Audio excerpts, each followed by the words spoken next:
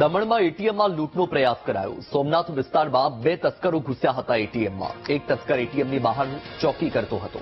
Night પેટ્રોલિંગની વાત આવી જતા તમામ તસ્કરો ભાગ્યા। લૂંટ મામલે રાજસ્થાનથી મુખ્ય આરોપી પકડાયો છે। લૂંટના 3 આરોપીમાંથી 2 સગીર વયના। ગુનાહિત ઇતિહાસ ધરાવતા બંને સગીર આરોપી ફરાર થતા શોધખોળ શરૂ કરાઈ। એટીએમમાં રહેલા 59 લાખની લૂંટ થતા રહી।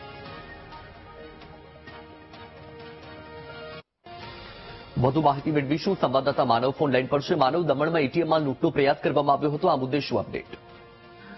વત્સલ, આપણે જણાવવાનું કે જે આ ઘટના છે એ કેન્દ્ર શાસિત પ્રદેશ દમણના સોમનાથ વિસ્તારની ઘટના છે ને એસબીઆઈ નું જે એટીએમ હતું તેમાં 59 લાખ રૂપિયા જેટલી બાતમાર રકમ હતી અને મધરાતે ત્રણ તસ્કરો ત્રાટક્યા હતા અને તેમને જે આ જે એટીએમ છે તેમાં લૂંટ ચલાવવાનો પ્રયત્ન કર્યો હતો। 2 સગીરો અંદર પ્રવેશ કર્યા હતા અને એક બહાર જે મુખ્ય આરોપી છે તે બહાર ચોકી કરી રહ્યો હતો અને તેમણે જે એટીએમમાં નુકસાન પણ પહોંચાડ્યું હતું અને ત્યારે તેઓ પૈસાની હાથ દૂર હતા ત્યારે અચાનક જ જે પેટ્રોલિંગ કરી રહેલી વાન આવી જતા તેઓ ત્યાંથી ફરાર થઈ ગયા હતા અને આમ 59 લાખની લૂંટ થતા અટકી ગઈ છે।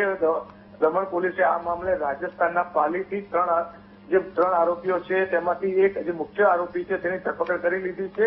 2 આરોપી જે સગીર છે તેને વોન્ટેડ જાહેર કર્યા છે અને ટૂંક સમયમાં તેની ઝડપાઈ જશે તેવું મનાઈ રહ્યું છે। જી બિલકુલ માનવ, માહિતી બદલ આભાર।